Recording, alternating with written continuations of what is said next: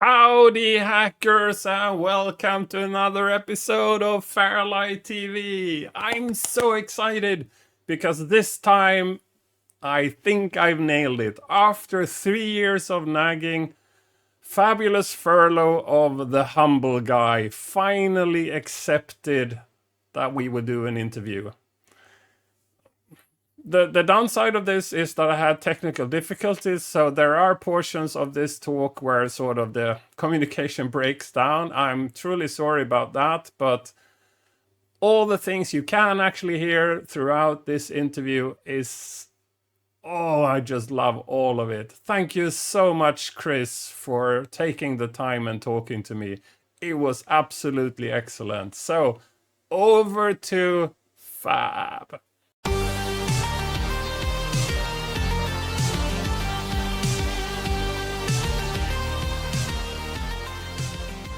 So, most of the time you've seen stuff on FairLight TV, it's been from us in the group, but it's more time that we invite others to kind of tell their story. And Yeah. today we take a major step outside too, and for some very apparent reason.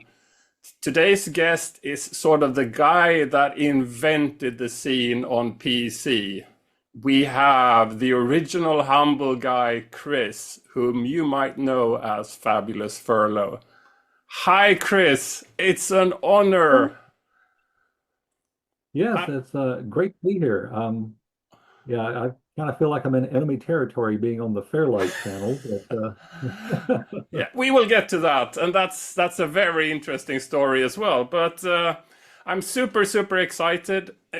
It's taken like 3 years to get to this point, and basically we started and with a humble but firm no, and then gradually moved over yeah, to yeah, but I don't want to kind of reveal my real name, and I don't want to be on kind of live picture. You can show like a picture of me, but that's so it. And now we're actually here, and you are Chris, and you are here. Could you take us through the yeah. kind of process of getting to this point? Um, Initially, I was just concerned with privacy, as everybody is. And then the more time went by, the more people I saw appear on your channel, Oh, the more I saw them talk about stuff, the more I saw people telling stories in other places, and even saw some people taking credit for stuff that I did. So I kind of figured it was me to step out of this. In the U.S., the statute of limitations for crime is murder. So my the acts are sorry, way more than 7 years ago. So oh. um, assume there be no repercussions now. Software that I cracked 40 years ago. So yeah. On a platform that hasn't been produced for 30 of those years, so. And I'm worried that my internet connection is getting to be poor. Yeah, let's see what we can do. It would be really horrible if it took so long to get to this Right. point, and my internet connection would be the issue here. Let's see if I open the door and the Wi-Fi would sneak in that way. Uh, so Oh, okay. let's go through the history. I'm very much I'm very peculiar when it comes to wanting to kind of document the history and having people tell the details of how they progressed to from sort of the early days until they reached the top of the food chain. So take us through the first years before the humble guys. Okay. Well, first off, it should be said that I'm probably in a minority in that I am an American on your channel, and everyone else tends to be European. Mm. So the first thing you'll notice is that I don't sound like you guys because I was born in the south of the U.S., and that's where this accent comes from. Um, I was born into a lower middle class family where the notion of being able to buy a computer was completely foreign. My only outlet for electronics were small handheld electronic games and um, pinball and arcade games. Mm. That's what I always spent my meager allowance on. Um, it wasn't until my junior year in high school, which is a lower grade 11 if you're from Canada, that my high school got a computer, a singular TRS-80 model. Um, and I signed up for the first programming class that my high school was going to offer. There was a guy in the class named Chris Curry. Hmm? I'm going to throw out a lot of names. If Please do. if you hear your name mentioned in the video, please contact me. I'd like to chat with you and see how things have progressed since I last spoke with you. Chris Curry came from a different high school across town. You could argue it was in the more affluent part of town. They had had a computer lab for years, and as such, he showed up with a box of floppies, each one having games on them. Um, I was blown away. Here was an opportunity for me to play video games for free, and that was hugely attractive to me, to a poor kid like me who didn't have money to play video games much. Um, so we made copies of those, and that to me was kind of the light in my eyes of holy crap. Not only can we play games for free, but we can copy them. Hmm. So that was what I did, and that was kind of my intro to piracy, if you will, copying games at school for the TRS-80. Um, when I wasn't at school playing video games, I was at the local arcade. And at my local arcade, the video game mechanic and I became friends, and he confided to me that he had just bought a VIC-20.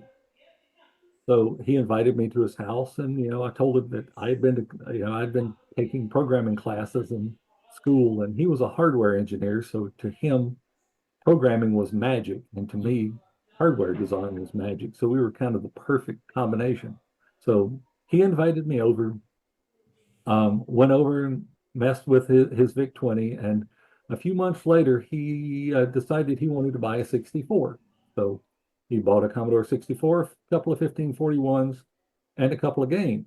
Hmm. It was at this point that I clued him into the fact that, you can probably copy these games and return them to the store that you bought them from. Because in those days here in the US, the department stores didn't view software as any different from a pair of pants Hmm. or a garden utility, a garden tool.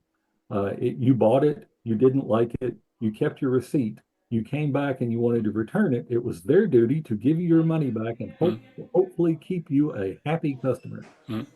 So we did that for a while and copied everything that we could with the simple copy program that he had. Um, but we started running into copy protection that we couldn't copy. And I mentioned that at school we had bought the computer teacher had bought a program called Clone, and the Clone was good for copying all these games. So he went into the back of Compute's Gazette and found an ad for a Commodore 64 copy program called Clone. He took me literally. He bought that, and we started copying games, and we copied a lot of games. Um, the Temple of Apshai, Fax, and all of those that had the simple Error 23 copy protection on them, we just copied those straight up. But of course, we couldn't touch things like the electronic arts games like Archon, Hard Hat, Mac, Night Mission, Pinball, Mule, and the ones that came out in that first big tranche of electronic arts games. Hmm. Um, so we were on the lookout for something else. We were copying games from everywhere, every department store, Toys R Us, any store that had a liberal return policy and Commodore 64 software, we were getting games from. One day we discovered that the local mall had a computer store in it. And this computer store had a big screen TV on the back wall, and they had a VCR hooked up so that they could play videos of the games. Because at that time, the stores didn't order 50 copies of a game because they didn't know if the game was going to be trash. They didn't want Packacuda or Ape Craze to come in and sit on the shelves forever. So they ordered a copy, they recorded someone playing it, and they put it on the VHS. So there's someone walked in and said, "Do you have ape craze?" They could say, yeah, wait just a couple of minutes and it'll appear here on the big screen." Okay. And then if people liked it, they could order a copy, and then when it came in, they would come pick it up. And this was mildly successful for them. But what they had started trying to do was when that first game came in, they would make a store copy, and they would keep that in the disc box behind the counter. And they were running into problems because they were using a stupid copy program like we had been using. So we explained to them how things were, and we started making copies for them. And they let us copy anything in the store we wanted. So you made a copy for yourself as well in the process? They were completely fine with that. Okay. Because we were providing them a service, and they knew we weren't going to buy the games anyway. And if we did, we were going to return them. So they were completely fine with us copying games. So over time, this allowed my friend, because I didn't own a Commodore 64. I didn't have the money for one. So my late best friend, Michael Jackson, no, not that one. That was his real name. Yeah. Had accumulated a big double disc box full of copied games. Of course, all of these still had copy protection on them because we had copied them, protection and all. So one night, summer of 1984, I'm at his house. He is asleep. He would pick me up on Friday afternoon. I would stay at his house Friday night, Saturday night, and he would drop me off Sunday morning, and I would go to sleep and sleep all day and then get up Monday morning to go to school. So he's asleep, and I'm flipping through the disc box, and I come across Scrolls of Abaddon by Access Software. I'm like, okay, I'll play this. And I put it in the 1541, and it starts loading. You hear the disc check and whatnot. And then I remembered, this game sucks. I don't want to play this. So run, stop, restore, and a ready prompt appears. Oh. That's interesting. So list, and there's a little basic program. The loader that loaded the game evidently was in machine language. It checked the copy protection on the floppy, and then when that passed, it poked a bunch of BASIC into the buffer and ran it. And the BASIC was the loader that loaded the game and did the SYS at the end to launch it. So I took a pad and scribbled down this BASIC, turned the 64 off and back on, typed this in and ran it, and the game started. I'm like, well, okay, but it's still on the protected floppy. There could be a check in there that I'm missing. So I then file copied the files off that to a second floppy, typed in my little loader over there on the copy, and it worked. I'm like, holy shit, I have cracked a game. So I know the feeling. It's great. Yeah, what is this? So I explained it to Mike when he woke up, and he heralded my accomplishment as though I had cured cancer or brought peace to the world, that this was the greatest thing. He told all our friends about it. He told people at the computer store about it. He told everyone. And that kind of positive reinforcement meant a lot to me. Wasn't long after that we met a guy named Darren. I'm sorry, Darren, I don't remember your last name. Darren went by Doctor Who on the BBSs at the Nashville area. Darren, if you're around, contact me. I'd like to chat with you. Darren had just figured out how to crack RAID on Bungling Bay, a Water Button Classic, and offered to teach me. So, of course, I'm down for that. So, he shows me what he's done, and I have a near photographic memory, as you can tell from the story. So he teaches me what he's done, and doesn't actually make any sense to me because at the time I didn't know assembly that well. So Mike goes to his bookcase and pulls out Machine Language Programming for the Commodore 64. Oops. Ground on its spiral. So here I am at high school learning basic programming during the day and assembly on the 64 at night. so I figured that out, and then I started cracking level games. You know, again, guy and some of the we put copy protection in because somebody told us where they weren't really serious about it. But, you nothing like Mr. Dude or Lee or Alice Quest or alternate reality. Or I could use a sector editor and search for FFCF, which was the 20 FF.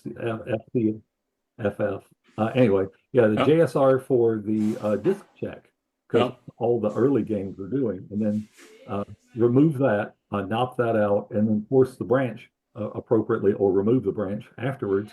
Yeah. Um, and and enjoyed this because it moved those annoying error checks on his games, which were constantly threatening to get his 1541 out of alignment. So FFCF. Now So we're I had talking this. something that is sort of. It's not the standard kernel FFCF. It's something under the kernel that they are using, because isn't that input? I think it's get byte. I think that's I think that is read sector on the 1541. I could be wrong. It has been 40 years. Oh, you mean Um, FFCF in the disk drive? Okay, so it's not in the actual kernel of the C64. You're talking about the stuff that goes into the disk drive, and then it would read that. Okay, yeah, I get it. I get it. okay. Yeah. It wasn't long after that that a copy of that Inside Commodore DOS came out, which was a book that I had to grab and read, of course, to understand what was going on over on that side of the house. Um, It's there. I can yeah, pick it up. sure.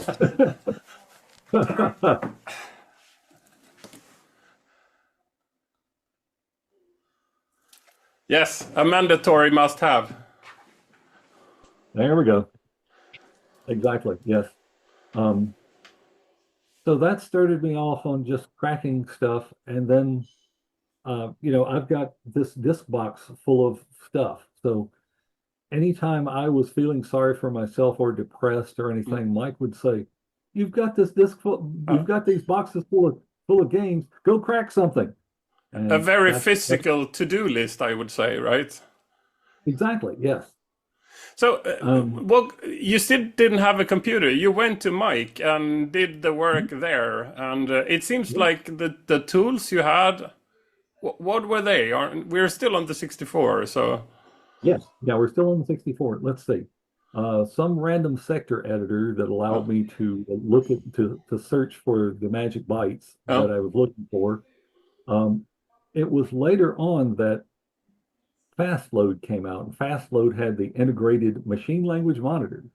okay. Um, and Mike had a couple of other cartridges, none of the freezer cartridges. We weren't there, we weren't to that stage yet. And he had a little board that plugged in the cartridge port that let you plug in multiple cartridges and had dip switches for which one you want to Mm, enable. It was made by mm, Cardcode. It was the company that made it. It had an interesting side effect in that you could flip one of the dip switches and hit the reset button on it, and the 64 would come back to normal. And as you know, at 8,000 hex, there's the cartridge handling stuff that most of the popular games would use to erase themselves out of memory if you mm, tried to reset. For whatever reason, when you flip the dip switch on this Cardco board, it banked that out or banked something else in, and it would stop that from happening. So I would use FastLoad to load the game, flip the switch on the Cardco board, press the reset button, flip the switch back, do an SYS that would enable the machine language monitor and FastLoad, and mm, then I could go look through memory. And a lot mm, of times it was as simple as saving the game out of memory, mm, and maybe if it started at an unusual location, which I normally determine by looking through memory for an SEI instruction, mm. uh, because that's what everything did at the start of the game. Um, I would write a little basic loader that loaded it and then SYS to the appropriate address. So in essence, I was a human freezer cartridge. Um, And this chuffed Darren, Doctor Who had taught me how to crack raid on Bundling Bay to no end. He considered this the highest form of cheating, and that I wasn't a real cracker because I wasn't starting at the beginning and walking through all the Oh. code to get to the packet direction code. So yeah, that were the tools of the trade. It was magnificent the day we got a copy of Dissector 2, and I got a look at Mike Henry's arts backup, which, because we had all those Electronic Arts games that we still couldn't copy because our meager clone couldn't copy them. Mm. His tool allowed them to load, then save them out and wrote a loader for them, which I thought was just the ultimate insult and the greatest thing I ever saw. Did that also remove the copy protection? Yes, yeah, it was in essence sort of a freezer cartridge of its own. Mike had the Basement Boys, Fast Hack'em and all those. One of those guys is a really good friend of mine. He doesn't live far from me, so I've gotten some of the stories of history and how things happened. Yeah. Mike was looking at those early Electronic Arts loaders and realized that they were all basically the same, and that they loaded the whole game in, and then the jump that would launch the game was always in the same spot. So his tool loaded in, moved itself to high memory or somewhere, loaded their loader, and then patched the jump to the game entry point to jump to him. So the game would load all the way to the end, and then instead of jumping into the game, it would jump to him. He could then determine what memory had been used, because all those old games were single load. They loaded everything at once, and then once it was in memory, it just ran. Something like Night Mission Pinball. When is that going to load? It is. That it's all it is. It's a one load thing. So that was something that he did, and that worked on every Electronic Arts game up to Seven Cities of Gold. Seven Cities of Gold, I managed to use the reset and find out that it started at 0801. So it was, I reset it, I saved it out, and you could just load that one, comma 8, comma 1, and it would just load and run. Yeah, it was awesome. Yeah, so that were the tools of the trade at the time. I didn't really have anything high end. As high end as it got was the Hardco interface board and fast load. That's hardware hacking, so that works as well. Yeah. We cannot sort of let that slip. The Basement Boy software was Time Bandit. Mike J. Henry was Bandit Boy. Bandit Boy was, yeah. Yes. And also Mike J. Henry, is that his real name? It is indeed. Okay. Yeah. And was he the friend in Basement Boys, or was that somebody else? Oh, no.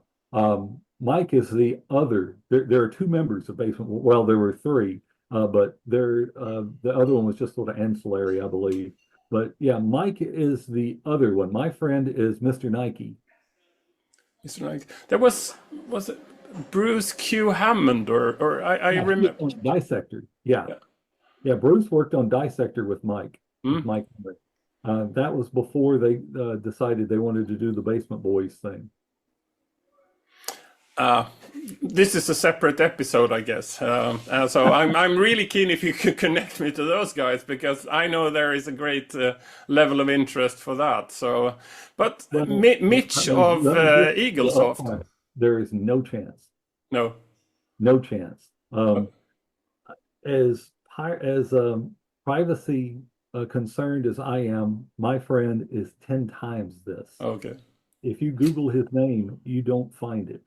It's very difficult to find. Yes, I totally agree.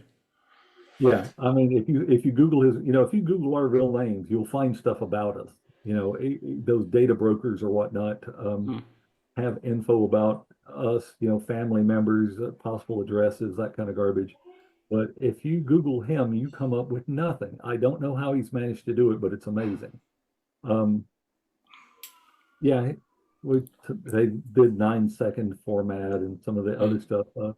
His proudest accomplishment was copying Paperback Writer Mm, on an SD, mm.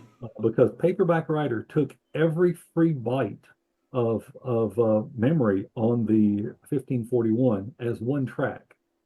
So there's no room for anything else. So he found some free RAM in the microcontroller on the MSD and was able to write a copy program that ran out of the microcontroller on the MSD and was able to copy Paperback Writer. Okay. Yeah, Yeah, I know paperback writer is one of the sort of renowned protections on the platform. It's really really difficult. I yeah, think that one is also if you try to kind of fiddle with it and you're not sort of setting everything up properly. I think volume register is one of those things you need to have set up properly because it's set very early in the process. So if you kind of skip that and the volume register is not correct, then it won't be able to print because of the volume register. nice. That's devious. Yeah, I like it. Yeah. Okay, and again, you still didn't have a computer. I You were still still didn't have playing a, around with computers at other people's houses.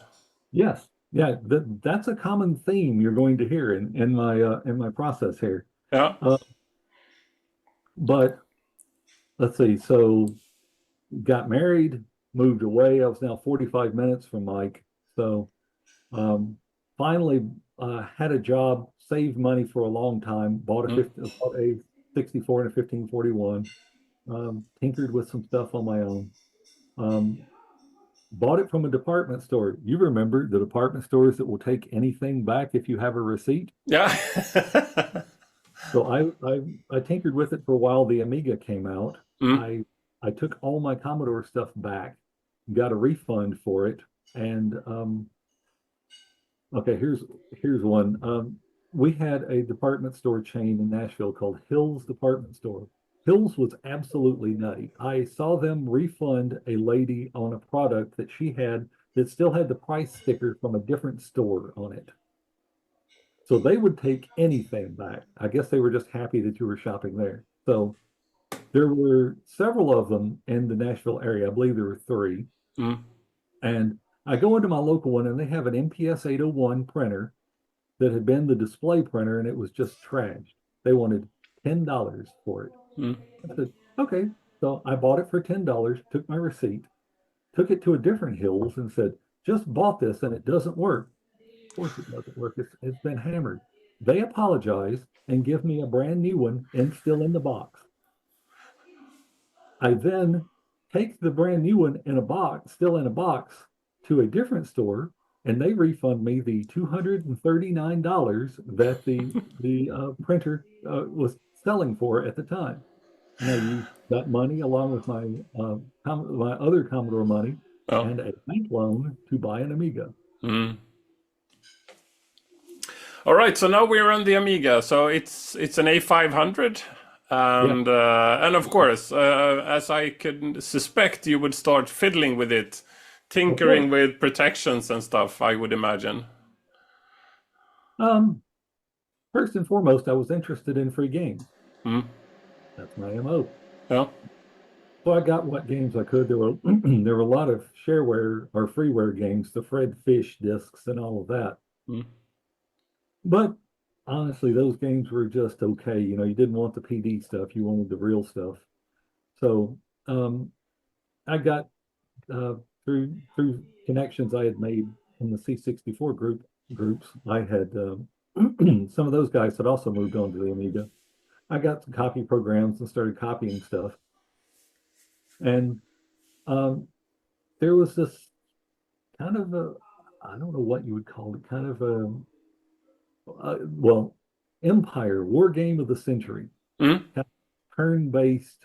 Um, I guess it's an RTS, is what the real-time simulation or whatever they call them these days. Mm. Um, Thought that was a pretty cool game, but it had a doc check on the front. So thought, okay, let's have a look. Of course, I don't speak 68,000 assembly at the time, so I had to buy a book.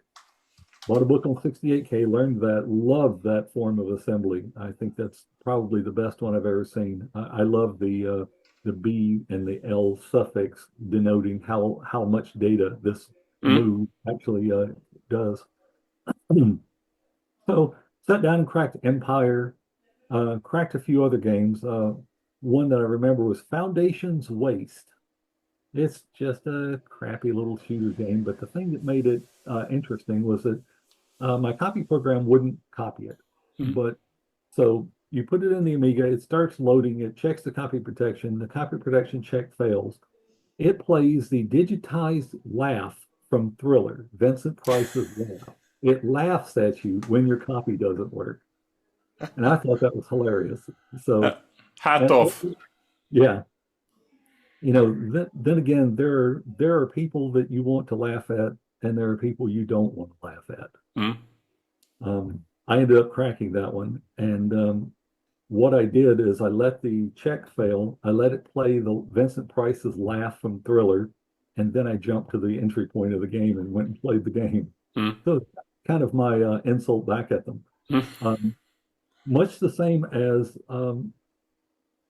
Blue Max on the C64. I think it's encrypted several times, and when you're about halfway wading through the encryption, you find that not only is the program in memory, but a message from the author Oh. that you can't crack this. It's too hard for you. Go and tell your pirate friends that you couldn't crack Blue Max. Yeah, you I'm shouldn't say that. So that's sort of a trigger for anybody to just double the efforts. That's not the way to exactly do it. exactly. Don't make me want to. Yeah, don't Uh, make me want to do it any more than I already do. I know that message was in there because Mike J. Henry, Bandit Boy, mm. cracked it, and his loader for the game included that message along with a "Sorry, Bill, maybe next time" message at the bottom. So if you So, have the Bandit Boy cracked for Blue Max, you'll want to look out for that. Okay, so I'll have a look for sure. So this Empire, the war game, was that on PC or was that oh Amiga? yeah, yeah, it was on the Amiga, and we're getting there. Don't jump ahead. Oh, okay, okay, okay. It was the first game I cracked on the Amiga. Foundation's Waste was interesting because it had no files. It was a boot disk. You just put it in and rebooted the Amiga, and it read the boot sector and was off and running from there. So that was a whole different thing.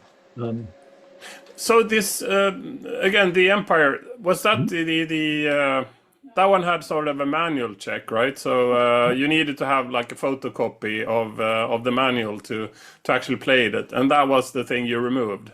right.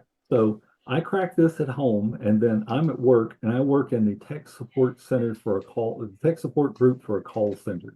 Mm? And we're really busy sometimes, and then sometimes we're not busy at all because, as you know, sometimes things are broken, sometimes they're not. Mm?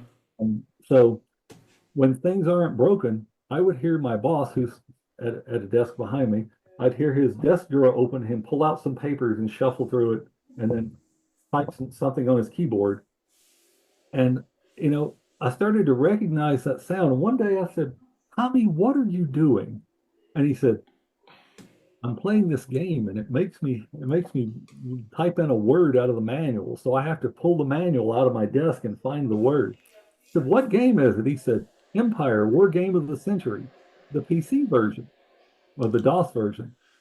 At the time, I was writing training programs for the call center in Quick Basic, and I had some very rudimentary debugging tools, Mm? Norton Utilities as a sector editor, and Microsoft's Code View, along Mm? with DOS's debug tools. And I said, I might be able to fix that for you. He's like, get out. I'm like, no, seriously, give me a copy. So he makes a copy of it and gives it to me, and I fix it. So the first game I cracked on the Amiga is Empire, War Game of the Century, and the first game I cracked on the PC is Empire, War Game of the Century. Ah, now I get it. Sorry, that was a bit confusing. My notes didn't seem to make any sense, but now they make perfect sense. Thank you for that. Yeah, I cracked that game on that was the first game I cracked on both platforms. Um, the Amiga was really, really strange. You got the stuff like Dragon's Lair that Mm. if you unpacked everything from the custom disk formats, it wouldn't fit on the disks Mm. anymore. It went from 6 disks to 8 or something Mm. like that. I was fortunate in that I kind of got sidetracked into cracking PC games because at that point, when I cracked Empire for Tommy, Mm, word got around inside the company that this guy can do this. And, so I would come to work and be sitting at my desk writing quick basic training apps, and suddenly somebody would show up with a copy of a racing game from Accolade or something. Hey, I'd like a copy of this, but when I make a copy, it checks the disk and says and just crashes or says, it's a bad copy or something. Can mm, you fix it? So yeah, I'm writing quick basic and cracking PC games. So that kind of got me going there, and I ended up um, selling my Amiga. mm. I returned it to a store and got a refund um, because they were Yeah, still doing that at that time. yeah. So If it works, just do it, I guess. But uh, there is one little thing here. Candyman. My understanding was that you met him early, so I think we should sort of reference him as soon yeah, as he's sort of involved here. yeah. Candyman was the king of the lamers. When I met him, he had a 300 baud modem. He had a 64 and a 1541. And my friend Scott, the maker, um, we I bought some hardware from Scott, which is a whole different story, but Mm, that's his story to tell, not mine. It involved Target. Um, I bought some hardware from him. We started talking and realized how much alike we were. Actually, I originally met Scott because he was working at that computer store that let us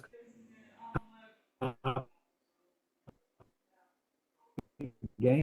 So I realized he and I were two peas in a pod, and the way our minds worked, and the things that we thought were funny that no one else seemed to think were funny. mm, Um, and so then he left the computer store. We continued talking. He ran several BBSs. I bought some hardware from him. And so one night I logged on to our routine was I'd log on to his BBS, I'd read the messages in the message base, and if he was available, he would pop in and we would chat. And when our fingers got tired of talking, one of us would type PUP, pick up phone, and the other one would agree, and then we would pick up the phone, turn the modem off, and we would chat for hours. So one night I'm talking to him about 10 or 11 p.m. and he says, "You need to come and meet Dave, who was Candyman." mm, And I said, "Now?" And he mm. said, "Yeah, yeah, come on over." So I said, "Scott, it's 11 o'clock." And he said, "Yeah, yeah, they should be awake by now." What? Okay. So I grabbed my disc box and hop in the car because, a 64 Pirate doesn't go anywhere without their disc box. Um, I go over to Scott's and pick him up, and we go down a couple blocks away to Dave's house. And it's Dave is married and has two small kids, but his house is like Animal House. Rest in peace, Dave. Mm. Um, and there's toga parties, there's all manner of things going on. And so we're talking to Dave, and Scott brings a second 1541. So we get there and talking to Dave about what games he has, and he basically has nothing. So we start copying, and he copies 52 sides of software from me that night because, notch the disk, flip it over, and we Yeah. can right on the other side. Yeah. So, yeah, 52 sides of software. And he said, "Where the hell do you get all this? How do you have all this and I don't?" He said, "Are you rich or something?" Like, no, no, I'm married and definitely not. No, at that point I wasn't married. Yeah, definitely not rich. I told him that I had a modem and had been downloading it from bulletin boards, Mm. and said, "Well, how does this work?" And I explained it to him. And the next day he went and bought a modem. Now, Dave was Candyman because he ran a candy company. So the name fit with him, and he Mm. became Candyman, calling around on the boards. And then he decided he'd just run a BBS. So the next time I go to visit Dave, he has a stack of 1581s Mm. and a Commodore 64C and a 1200 baud modem, and he's running a BBS and trading wares like you would not believe.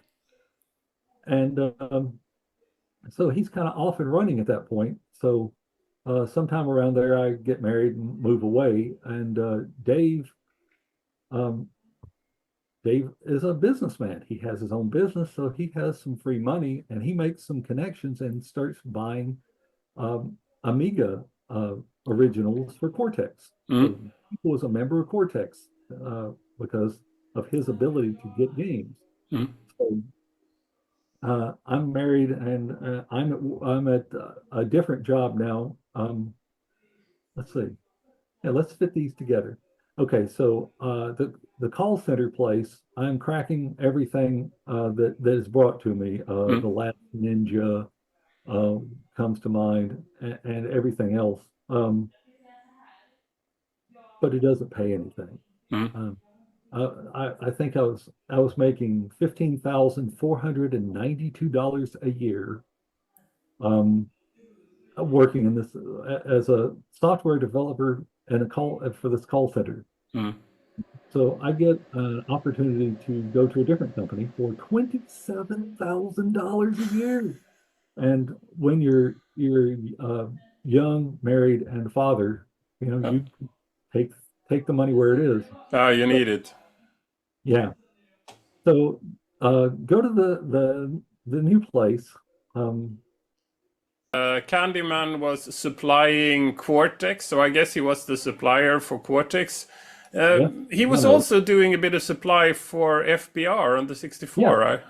Yeah, before he bought an Amiga, he when he was still running the C64 board, Mm. yeah, he was supplying originals for FBR, and was quite proud of the fact that he had gone from hugest lamer in Nashville to supplying games to one of the top groups. Mm. That's where I assume that he talked to someone who told him that he could buy games from this place, and that's how he did it. But uh, he then upgraded to an Amiga, and that same place that he had been getting 64 originals also had Amiga games. So he was picking up Amiga games there for Cortex. Um, I've changed jobs, and I'm writing point of sale software that interfaces with a mainframe to do Medicaid eligibility. Mm. Needless to say, my POS programming was completed a lot quicker than the code on the mainframe and all of that. So we would get a new project. They would tell me what the layout of the fields was going to be, and I would whip out my POS code and then just sit on it while Mm. I messed around. Mm. I had a US robotics modem, so I was connecting to this BBS in Detroit, and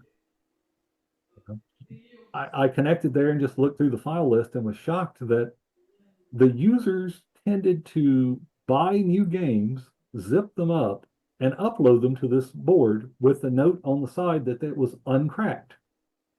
Like, huh. So I had had all this success at the call center company cracking games, and here I am on a BBS full of uncracked PC games. Mm. So I would download one, crack it, upload the crack. I would download the next one, I would crack it, I would upload the crack. And just rolling through these, and compared to the stuff that I'd been dealing with on the Amiga or the 64, I guess the tools were better, honestly. I was having no trouble running through these games like a hot knife through butter. So one day I go to visit Dave because he didn't live far from where I worked. Unintentional suppliers. It was really just people who were on the board who went to the store and got a new game and just Yeah. thought they would take it upon themselves to upload an uncracked copy. Yeah. And the thing is, it didn't do anyone any good until I cracked it. So it Mm. really didn't make sense why they were doing this, but I didn't complain. Um, in the PC scene, INC was one of our quote competitors, unquote. And back during those days, uh, Papyrus released a racing sim, if you want to call it that, called Indy 500. And it came out probably on a Tuesday, like they did. showed up on this BBS on Thursday, and I downloaded it and said, I'm going to crack this tomorrow when I get to work. Well, I got sick overnight and had to miss Friday's work Mm. because I don't have a PC at home, so I'm Mm. doing all my cracking on my work PC. See the pattern here? Yeah. Anyway, so I come in Monday morning and there's an INC release of Indy 500, a scene release. So me, some lamer sitting in Nashville, Tennessee, could have beaten a group at releasing a game simply by downloading it from some random BBS in Detroit. Uh, anyway, so yeah, I'm downloading all these uncracked games, cracking them, and then uploading just the cracks and tagging them with my handle, which we should probably address. Mm. My handle came to be, unless you want to address that Yeah. in a Yes. subsequent. Yes. Please. Okay. Um, 40 years ago, Halloween night, um, we had just went to Toys R Us, and Mike and I, of course, and got a game called Wizard by Progressive Peripherals and Software. It Mm. was kind of like Jumpman, but a little more involved. And I had just cracked it, and I was going to graffiti the title screen and put a crack message in because I didn't know anything about writing intros. So I go to the title screen, and there's this nice string that I can overwrite. And I was like, broken by, and then I count up the spaces. Okay. And then just out of nowhere, fabulous Furlough pops into my head. I count up the number of characters it is on my fingers. I'm not gonna lie about that. And it fit. I'm like, okay, it's meant to be. So, fabulous Furlough.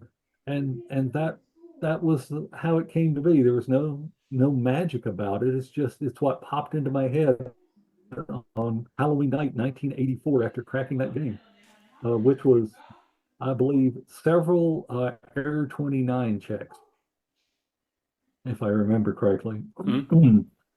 Yeah, has been 40 years. Okay, so uh, I'm cracking all these PC games, and I mean all of them. Every one that I download, I crack, and most of them are stupidly easy, at least compared to what I've been through on the Oh. and the C64. It could be that they didn't know anything about writing protection. It could be that the tools were a lot better, or it could be a confluence of the two. Mm. Um, so I go to visit Dave because he didn't live far from where I worked one day, and he's playing Space Ace on the Amiga, which I think he had just gotten the originals for and had provided it to Cortex to crack. Mm. Good luck. That was like Dragon's Lair. It's also another one of those has more data on it than can fit. Mm. Um, anyway, so we're playing it, and it's a cool game. It's not the cartoon version that you get off the laser disc in the arcade, but for a written from scratch version, it's not bad. Um, so I say, Dave, when this comes out for the PC, I'd like to crack it. He said, really? You cracking PC games? Yeah, every one I can get my hands on. Hmm, we should form a group. Really? Yeah. He said, because if this game comes out in America, I can get it first. And I said, if you can get it, I can crack it. And he said, yeah, we should form a group. What would we call it? And we're in Dave's house, which is also his side of his business. One of his employees is nearby and hears this whole exchange and says, huh, how about the humble guys? Because we just That's made an it, awesome story. and it's absolutely the truth. Yeah. Do we know Uh, the name of the guy that coined it? yes, Rick Mongo. Yeah, Rick, or Drool Master Rick. Rest in peace, Rick. Um, yeah, so Dave's gone, Rick's gone. Yeah, just a laundry list of people gone too soon. But Yeah, yeah, that's a drawback just of getting older, that not everybody is around anymore. yeah. So just out of nowhere, tongue firmly in cheek, he says, "How about the humble guys?" And Dave cackles and I laugh, and that was the humble guys. So um, at that point, um, Dave retires from the Amiga, Mm. and we now have a group. So he sells off his Amiga stuff.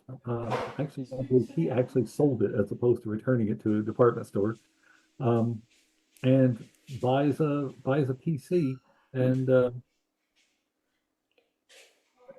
we start the Humble Guide.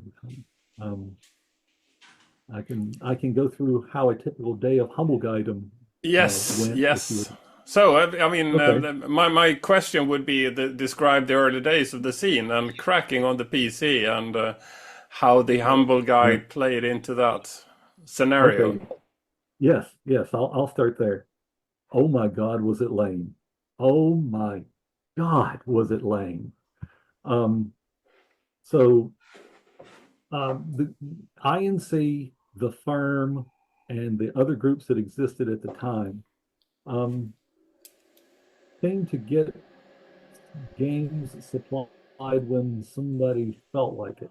So a new game would show up in the store, and nobody was in a hurry to go by the store and pick it up. Nobody knew that it had arrived. Sometime, somewhere, somebody would stop by a store and go, "Oh, look, there's a new game." And they would buy a copy of it, and they would bring it home, and they would zip it up, and they might send it to the cracker, and he might get around to looking at it, and then he'd take his time and have a few martinis and maybe get around to cracking it, and then somehow they might finally decide to release it. Mm. It was lame. So No Dave, real having been tempered race. in the It seems very relaxed compared to like today's race. yes, so Dave, having been forged in FBR and Cortex, he knew how things should be done. So uh, uh, the life and the life of THG, I would get to work at about 9 D-Land, and I would see if anything had been released overnight, because the day before we had ordered stuff for overnight delivery, so we knew what was coming in. So we were checking to see if we'd been beaten on it. Mm. 99.9% of the time, that was not the case. Mm. So then I would um, I would call Dave, and I would talk to him right around 10 o'clock, because that's when FedEx is going to deliver the first delivery stuff. So we'd be just chatting about anything. Oh, I hear a truck. Oh, yep, FedEx is here. Hang on. And he'd put the phone down. He'd go down, sign for whatever, and get the box. And I'd hear him ripping the box open coming up the stairs. Okay, yeah, we got these two games, this one and that one. Okay, I'm opening this one. Okay, it's two 3.5-inch discs, and disc one is now in the drive. Mm. So while he's going downstairs to receive the package, I'm connected to his BBS if I'm not already. Mm. I shell out to Dog just waiting. So Dave puts the floppy in the drive. I zip it up and move it into our area where only I can get to it. And I tell him, okay, that disk is done. So he pops that one out, puts the one in. I do the same thing. Then I download those and crack them, write the info file, and whatever else goes along with it, pack it up, and upload it to the BBS. And then, um, then that typically that was all done before 11. So most of these games took me less than an hour to crack. Mm. Um, so I've already uploaded it. I'd call him back at 11, and we would call our distributors. EAD, Electronic Arts Direct, was open by then. And American Software and Hardware out of Champaign, Urbana, Illinois, we would call them, and they would tell us what games they had received that day, and we would place our orders for overnight delivery for the next day. Mm. Um, so that's how we did things in the early days. With as I said, Dave was a businessman. He was paying for all the games, Mm. and we were putting on. I was uploading other PBSs around, and we just expected at any point for the true elites to come knock us upside the head and say, "What are you doing? You Mm. released a game that we released a week ago. What are you Mm. doing?" But that that never came. So we're looking around going, where is the competition? Because we're doing things the way we had been trained to do them, and there was just no competition. And Mm. then NYC out of New York stepped up the game, and they started doing, they couldn't compete. They just didn't have the problem here was that most of these groups were run by kids. Mm. They were 14, 15, 16-year-old kids. They had to go to high school, so they weren't at home to get that 10 a.m. delivery to Mm. compete with us. Mm. And Dave was a businessman, so he knew how to run a business, and he ran THG like a business. Mm. So we were like a well-oiled machine, and it took a while for the others to finally figure out that, wait a minute, we actually have to do stuff. Neil, the head of INC, Neil was a kid. He was a high school kid.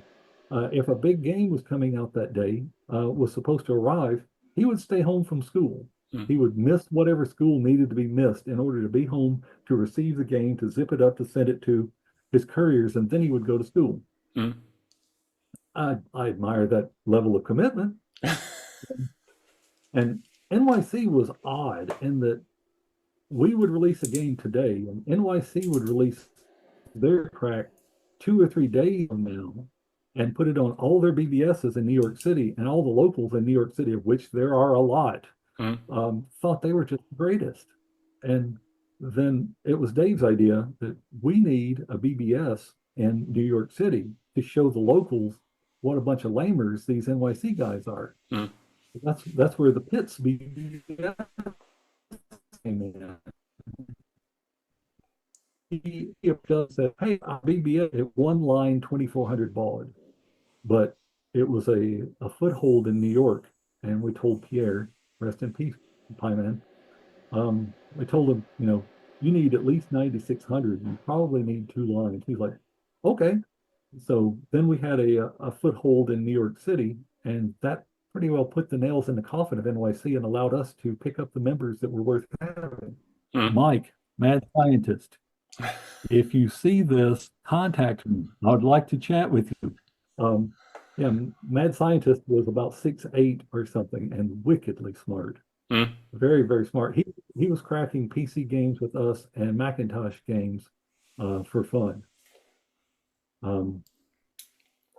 So yeah, we were sure that at any to backtrack, we were sure at any moment we were going to run into the real scene, but little did we know we were the real scene.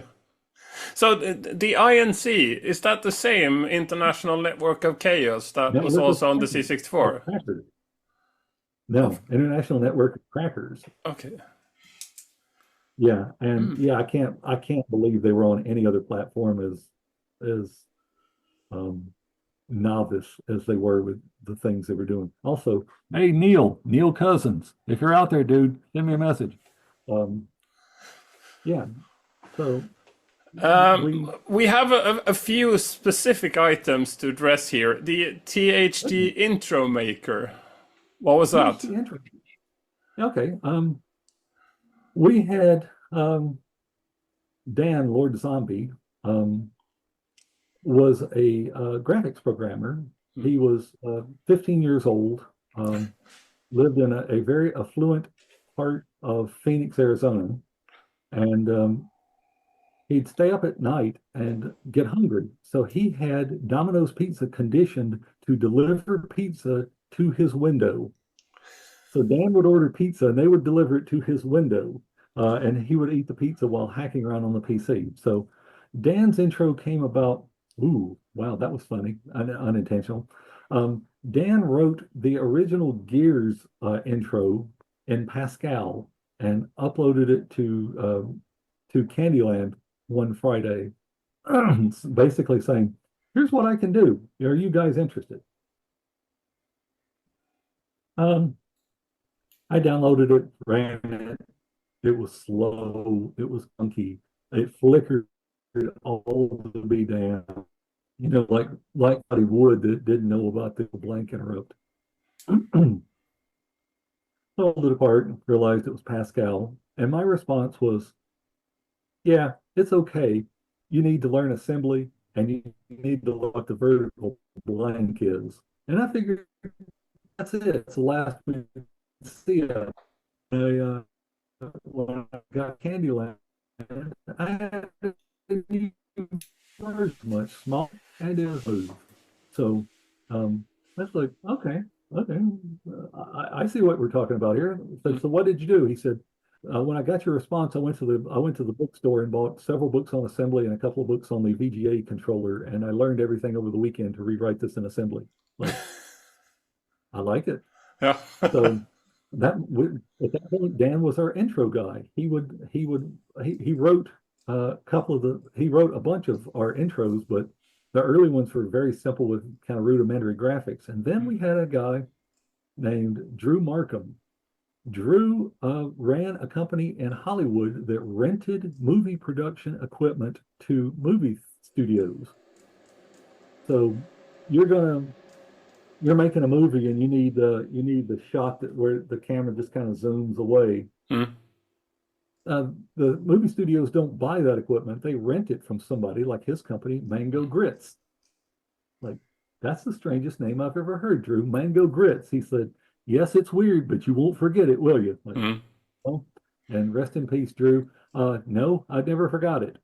Um, and he shows up one day with some artwork that he did, and it's absolutely stupendous. Like, wow, why are you doing this? Like, yeah, I get bored. You know, I like to draw. So I hooked him up with Dan. I said, okay, Dan, here's this guy that's an outrageous artist. Drew, here's a guy that can write some software to animate your artwork. So they started writing some of our intros. The THG Thug was drawn by Drew. The best one was probably F-14 Tomcat, which had a television sitting on a wood grain table with an F-14 flying on the screen. It was like the one engine out scene from Top Gun. Mm. Uh, yeah, they worked together on that. And so we started making good intros and we started getting attention. So people started coming to us saying, hey, can I write an intro for you guys? Yeah, if you want to, write it up, send it on. So we had this one guy that did that, and he was just proficient at it. He would send an intro, he would send an intro, he would send an intro. You know, made you wonder if he had a life. Mm. Mm. And I believe he was talking with Dan or something, and Dan said, you know, most of these intros are very similar.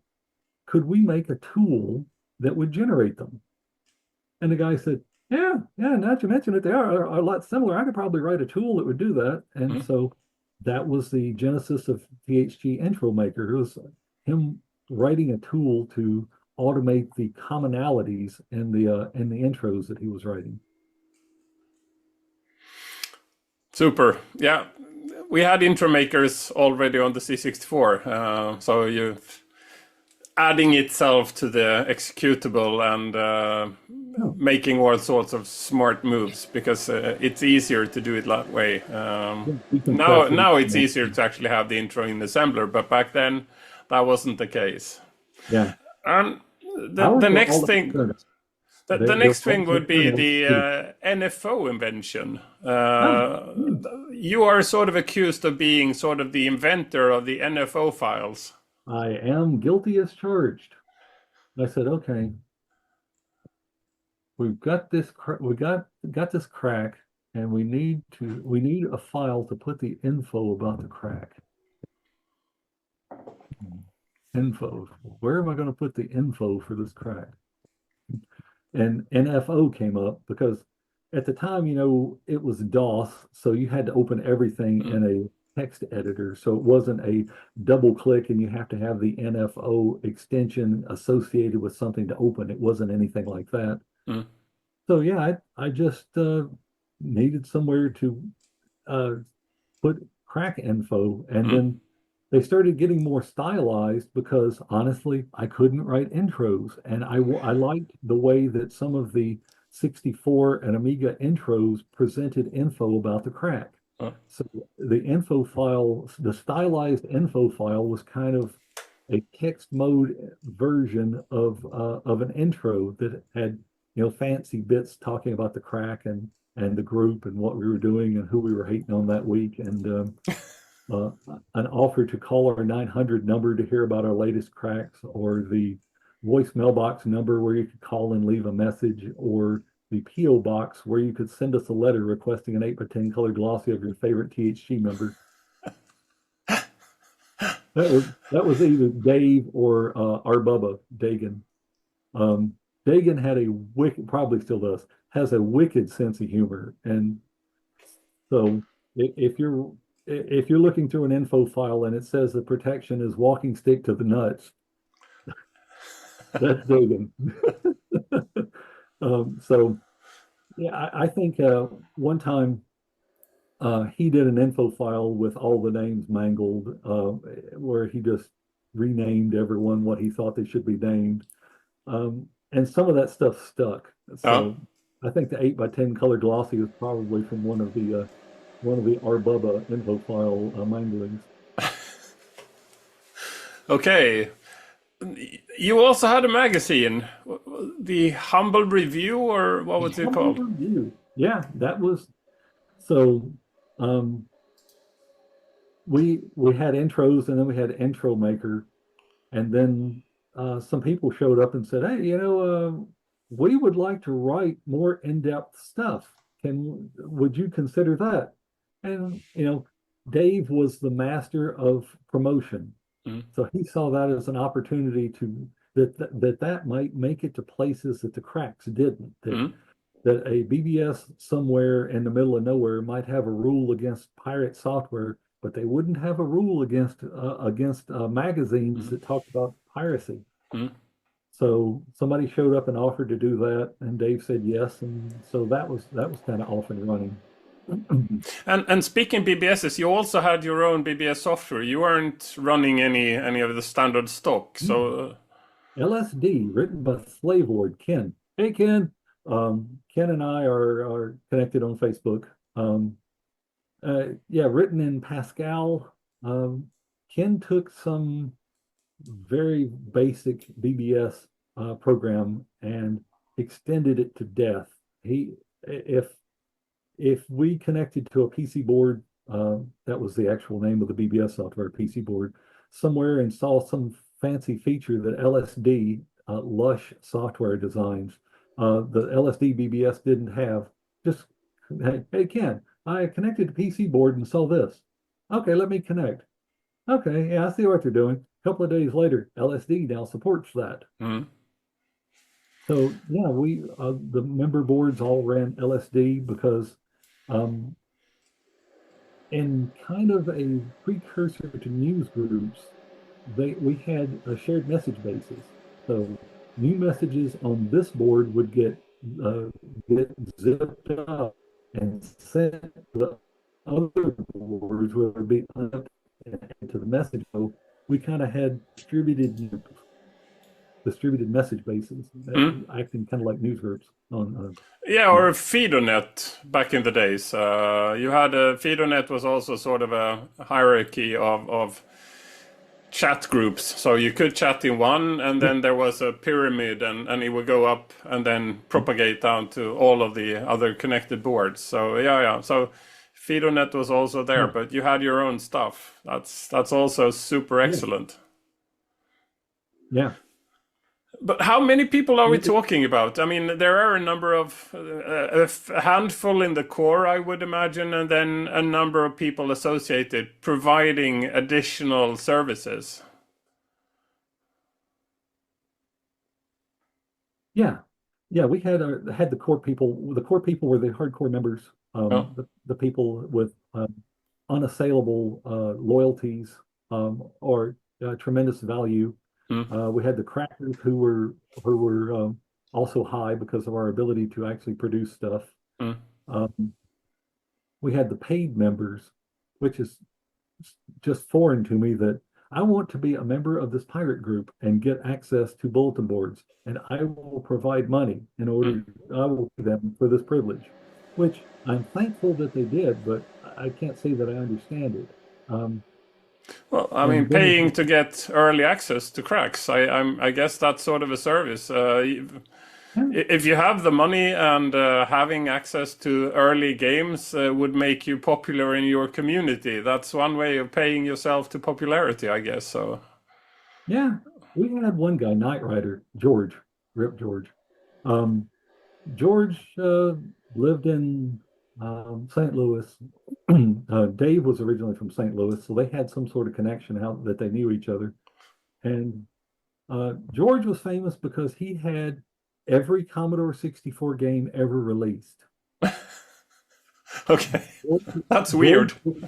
he was a collector of collectors. Oh, He just, yeah, he had a room that was nothing but disc boxes full of every 64 game sorted by year of release. Um, and when Dave got into doing PC stuff, George said, I'm giving you money as long as you give me the games after you're done.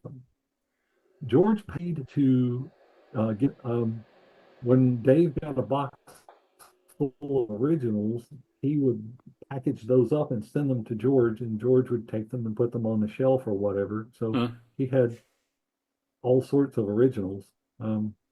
And George worked third shift in a factory that processed corn, so he was independently wealthy. And I, I think he was in like he was a member. Yeah, it was really odd.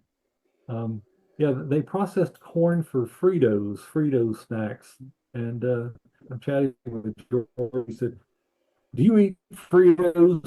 I said, "Yeah, George, I like Fritos." He said, "You know, there's there." I said, "Yeah." He said, "Do you know what those are?" No, no, George, I assumed it was burned corn from the roasting process. He's like, "Yeah, some of it is, but some of it's not. Stop eating those things."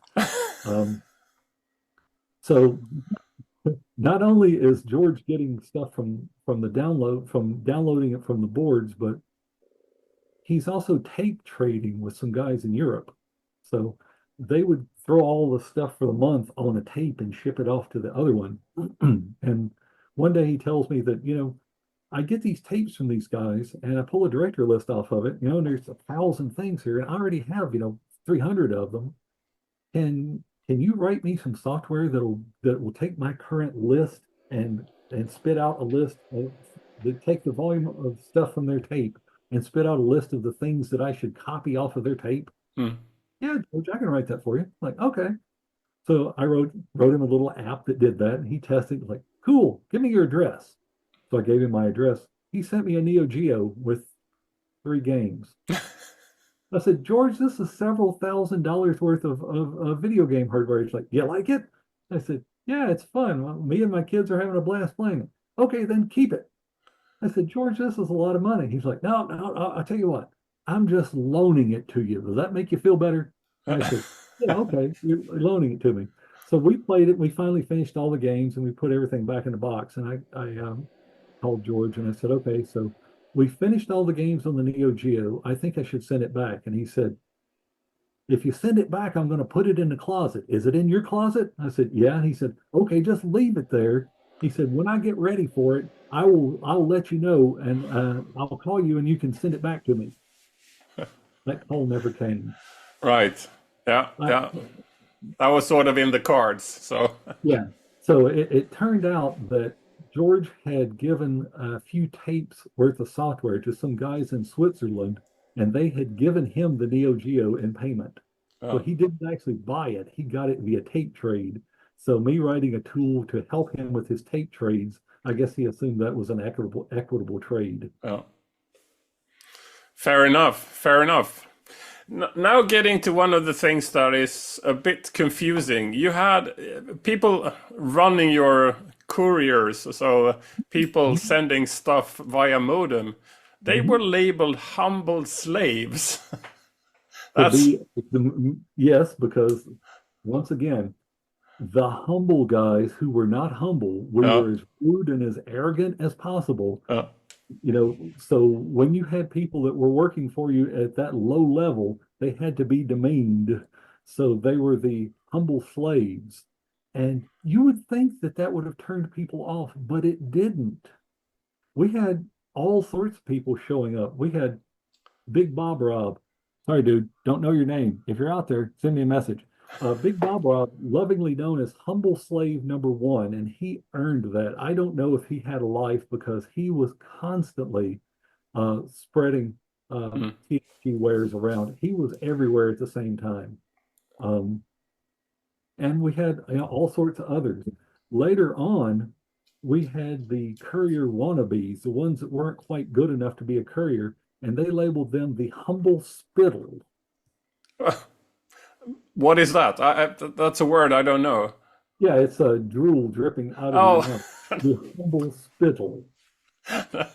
Um, just to be demeaned even further. And people signed up for that as well because they didn't care what they were called as long as they got access.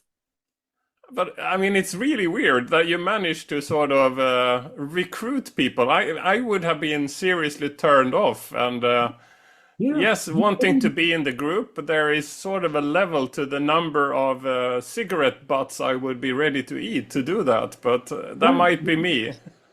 Yeah, you wouldn't have attached to one of the far affiliate sites Oh, and begged them for access to a distribution site so that you could then beg for access to Candyland so that you could come to Candyland and say, I want to be a slave. Please let me be a slave. But it happened all the time. Earlier, I mentioned the P.O. box where you could request your 8 by 10 photo of your favorite THG member. yeah. We didn't get requests for photos, but we got a lot of letters. Oh. What was amazing was that some people seemed to think that we wrote the games, not that Mm, we created them. mm, Uh, Prince of Persia was a big game for us. Our Bubba cracked that, and it was everywhere. We got letters from Romania, all mm. places behind the Iron Curtain before the Soviet Union fell. We were getting letters from over there. And it never ceased to amaze us that, here we are, a couple of guys cracking software for fun, and it's getting worldwide distribution. And people are writing us letters telling us how great we are and how much they hope that we'll write a follow-up to Prince of Persia because it's such a good game. Okay, yeah, sure, we'll get right on that. Yeah. All right. But then eventually, Candyman left, and you took over. Yes, Dave had marital trouble. Him and his wife split, Oh. and things kind of fell apart because while Dave was running the group, his wife was running the house and taking care of the kids. So when she departed, that left Dave to take care of the kids in the house, Mm, and that was a lot. He didn't take it very well psychologically at the same time, so mm. um, he decided he was going to move to Mexico, and he one day, poof, I'm gone. I'm moving to Mexico. So he did. He moved not to Mexico City or Cancun or anywhere that you've ever heard of. He Mm. moved into the middle of nowhere, Mexico. Tehuatlan, I believe, was the name of the place. And so Dave, what's it like? He said, it's like America in the 50s. Um, so he had a good time there. He met a nice woman and married her, all of that. So they eventually moved back to the US, but he had no interest in continuing things. So um, the THG founders were Dave and I, and so Mm. Dave out of the picture. I still had lots of free time at work, so it wasn't anything for me to run the group. I had seen how Dave did it. Um, But he was also I mean, he ran Candyland, so you had the maker to take over that? no, No? in his absence, Pierre, the pie man, stepped up. Oh, He had okay. gone a 1 or 2 line 2400 baud to whatever the highest speed modem was at the time, and something like 5 nodes on his Mm, BBS. So he was very, very good. And also that got us an extra added bonus. we were in the central time zone in the US, and 10 o'clock in the central time zone, the time when FedEx delivers, is an hour later than 10 a.m. in the Eastern time zone. Pierre was in New York City with Eastern time zone, so 10 a.m. for those deliveries came an hour earlier than they had Mm. been at Candy Mansion, which is what we call Dave's house. Um, so Pierre also ran a store called High Speed Tech. So he had no problem buying games because he would bring them, he would get them in, open them up. We would zip up the contents of it, and then he would re-shrink wrap it and put it on the shelf, and it would sell. So he was losing absolutely no money in this Mm. process. Hey Blake, Blake is Pierre's son.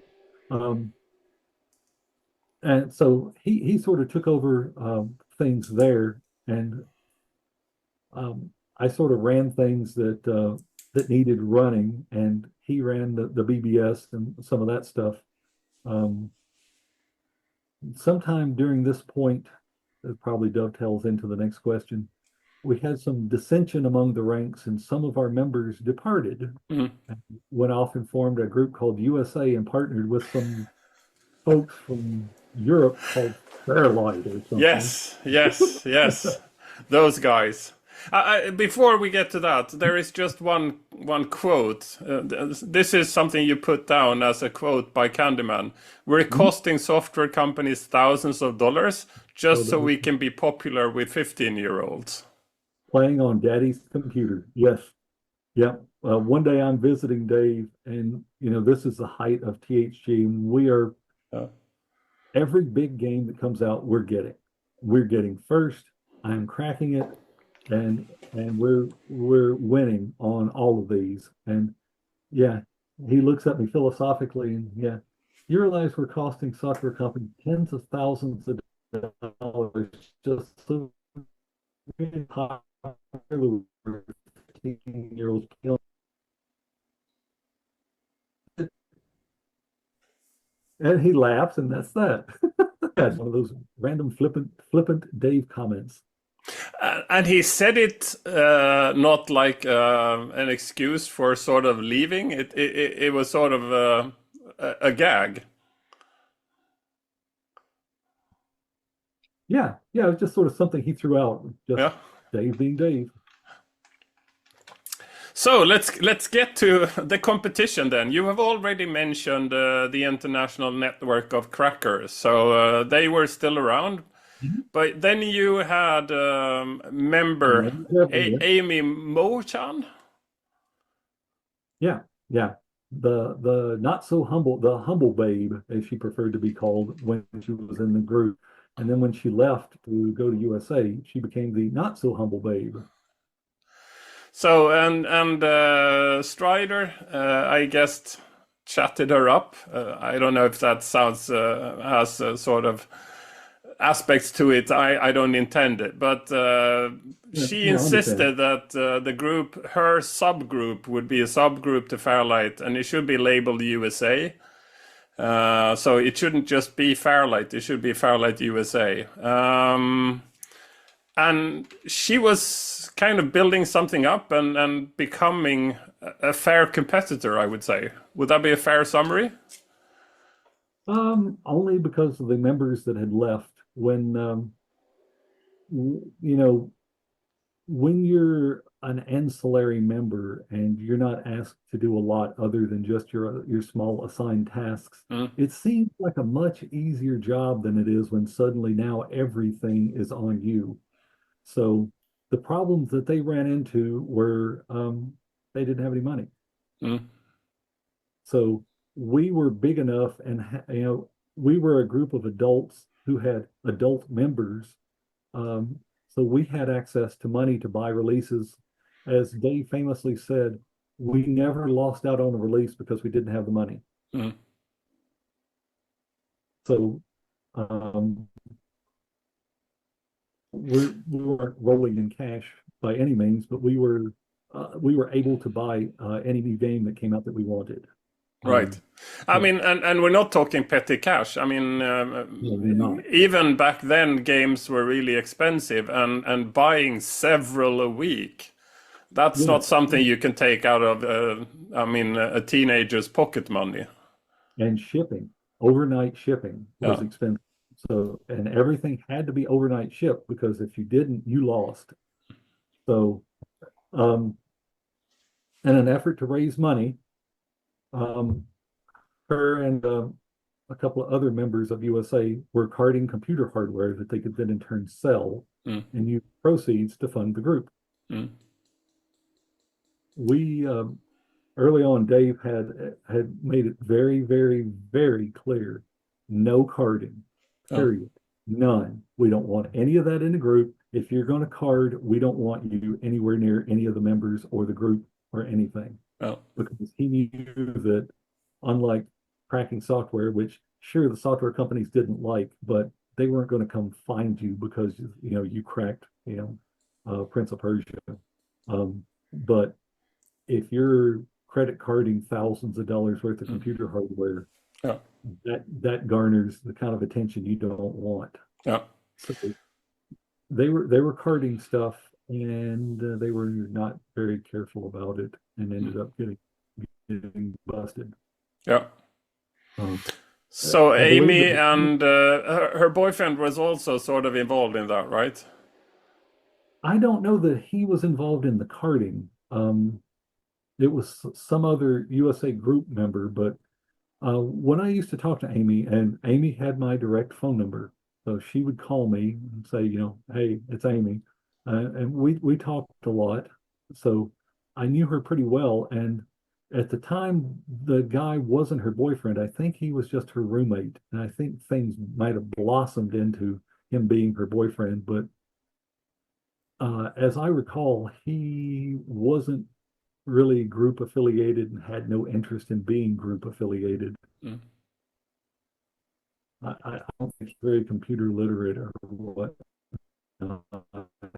but so the other person that she got arrested with was another USA member. Um, yeah, there's a text file making the rounds that he wrote about what all went down there. mm, For anybody that's interested, just search "Not So Humble Babe" and carding, and you'll probably find it. Um, Even before that happened, though, things were in disarray. You're starting a brand new group. You're trying to bring in all these people. You're trying to coordinate who does what with whom. You're trying to coordinate getting the software in and getting it distributed to the appropriate people. And it was just a fire drill with clowns. mm. It was bad. They got a few releases out. One that they actually stole from us, as in stole. There's a story there if you want it. I'll go into, but Yes, please. that's cool. Um, one of our distribution sites was a guy that ran a computer store named Plato's Place was the name of his BBS, and the guy's named Plato. Hey, Scott. Um, and Scott ran a computer store in East Alton, Illinois. And because he ran a computer store, he bought games for us. And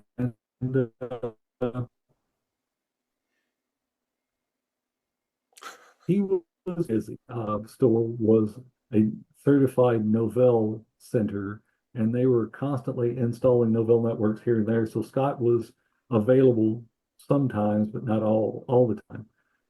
So he would have his lackeys when I'm sorry, his employees. He'd have his employees open games up and put them in and let me zip them up and download them. Mm, Amy had called and chatted up one of these guys. And when Falcon 3 or 4, so anyway, whatever the latest version of the Falcon flight simulator was came out, um, he told me he was busy and couldn't get to it when in fact he was supplying the game to USA. Um, when I found out about that, I called Scott, and Scott fired him the next day. So I hope it was worth getting to talk to Amy on the phone for a few times in exchange for your job. But hey, you play stupid games, you win stupid prizes. mm, mm. Um, Yeah, your salary is very tangible, so that's whereas releasing a game first is a very kind of short-lived merit. So yeah, hopefully your salary and will should live longer than for one single release. yes, that's a game that we lost on, and the only other major game that I remember losing on was Test Drive 3. And that happened because Neil of INC called someone at EAD and told them that Dave was a pirate. And EAD then allowing stopped allowing us to buy games from them. So we had to buy games from American Software. So I have some stories if you would like, if you will let me get into them before we end this, about some of the supplier shenanigans that we did to get games early that I think Yes, sure, are sure. fascinating. Um, so we can do that at the end if you'd like, or I can do it now. It's up to Yeah, you. yeah, I think now it's a very good time because we are on competition and kind Yeah. of playing dirty to disallow people their access to supply is sure part of competition. So this is where we Okay. are. I'll start with this. I'll start with a short one then. We found out that INC was getting games from a software, etc., or a Babbage's, a computer store and a mall somewhere. And we shouldn't have been able to find that out being the competition. So Dave gets the phone number for this place and somehow finds the kid's name that is supplying games. So he calls the store with me on three-way, asks to speak to this kid. The kid comes to the phone and he says, "Hey, is this?" and gives the kid his BBS handle. The kid said, who is this?" He said, "This is Candyman from THG. Do you know who I am?" "Yes, I know who you are too. And if you would like to keep your job there, you will not supply games to INC anymore, or I will call back and ask for the manager and I will tell him who you are." And that burned them because that guy now would no longer give games to INC. Yeah, yeah. Okay. So earlier I mentioned that American Software was in Champaign-Urbana, Illinois. Oh, Um, Another thing that's in Champaign-Urbana, Illinois is a college. So we put the word out on the BBSs that we were looking for anyone going to that school. We got a guy who followed up and said, "Yeah, I go to school here. What do you want?" Um, we had him form a computer store, a virtual computer store. And instead of having games shipped from American Software and getting them the next day, he would go to American Software and pick mm, them up, and we would get them that day. So we cut out a day's delay and shipping costs mm. by having a kid, a college student who lived nearby. We thought that Smart, one was good. smart, Yeah. smart. We had a guy that lived near Interplay, the folks that made Battle Chess and all of that, and in Southern California. Lord Sterling was his name. Hey, Chad. Um, and Software companies were weird back then in that all the big games came out on Tuesday, Mm, but they shipped them mostly on Friday. And as far as the software company is concerned, the game released on Friday.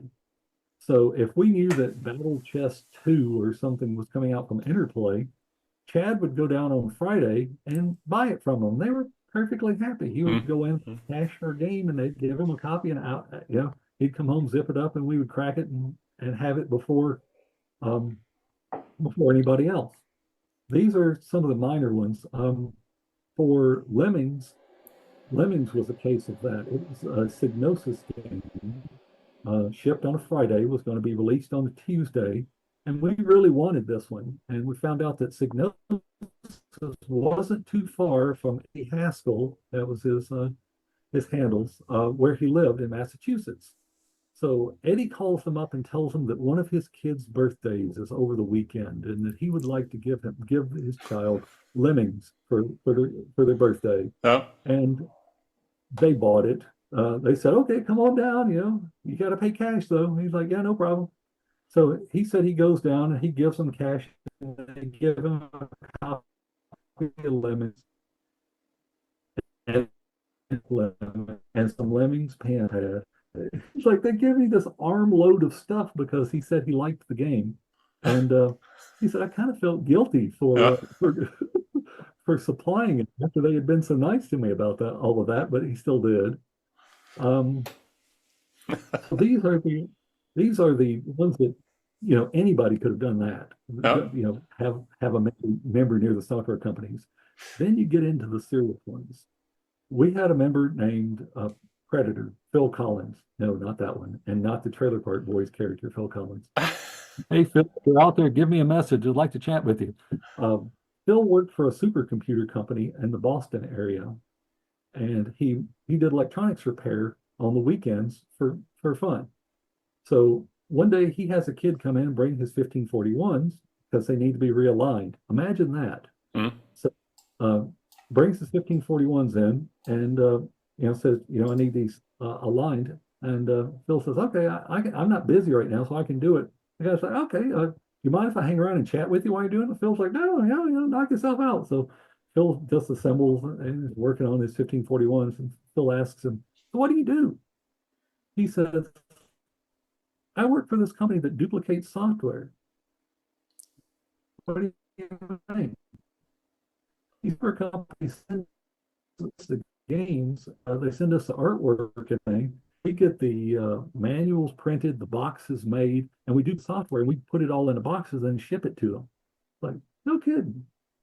So Phil cleans and lines his 1541s, gets it all ready for him. The kid says, so what do I owe you? Phil says, nothing. I'm like, nothing. Like, yeah, I just have a little favor to ask. Said, so when you guys get PC games? They're like, yeah, all the time. We get every game that Microprose makes. He's like, okay, so you ever get copies of these games? Like, yeah, they don't give a shit. We can copy anything. He said, I get a copy everything that comes in the door. They don't care in the slightest. Phil says, I'd like a copy of every PC game that comes in. He said, in exchange for that, I will clean and align your 1541s anytime they need it for free. And the kid says, that is absolutely fabulous. No problem whatsoever. Shakes his hand, smiles, takes his 1541s, trots out. The next day shows up with an armload of software that is what they're duplicating now. A bunch of it was educational or kids games, which no self-respecting pirate group would release. Mm. But there were three yet to be Microprose games in this collection. So we got those, and so that was a good source of Microprose stuff. That's how we didn't get beat on Microprose games after that. It was physically impossible. Mm. We had a kid that worked in New York City that was a friend of Pierre's, the Rappin' Duke. If you're out there, say hey. Rappin' Duke worked for a television show that filmed in New York City as some sort of intern or some low level something because he was just a kid, called Joan London's Every Day or something like that, some Joan London TV show. And every year around Christmas, they did a games roundup where if you sent them game, you summed it up and record some video of it being played and talk about it. Mm. This is free publicity. Software companies love that. Mm. So one year in December, this to Pierre's and says, I've got some stuff. But yeah, Pierre being from Brooklyn. Yeah, what do you got? And the kid reels off 5 unreleased games from an assortment of software companies. And they're all released versions. They're waiting for the proper market window to release them. Oh. So we got all of this stuff from there. And that's what are the chances of that? And this kid was just some lamer that Pierre let on his board because the kid talked. Mm. He was interesting. If you were talking to him on the phone, he wanted your attention. He'd start numbers on the phone. It's a little annoying, but hey, city, I get you. Those are the mind right off. I'm sure there are others that there was a thing going on at the time where software companies were shipping the stores games that had street dates on them, which is hold this until this date, at which point you can sell it. Okay, so you So get we, them early, but there is sort of a release date, so you trust that Mhm. everybody who receives it would honor that release date and not sort of make it available earlier than that. Right, a street date, they call that. Yeah. We had at least one person in every major chain, software chain. So Mm. we got, anything that showed up, we got immediately, for street date or not. Um, let's see. Yeah, that's the ones that come to mind right off. I should have made a list. But No, yeah, no, but that's I some of mean, cracking is one of the the skills of the trade, and the other one is sort of entertaining a steady flow of supply. Because if you don't get stuff in, and well, you could be like a one-trick pony. You have one supply where yeah, like one brand or one publisher, you get that early, but that is sort of the only thing where you are sort of competitive. But I guess since you were sort of competitive across the board, you would need more than one.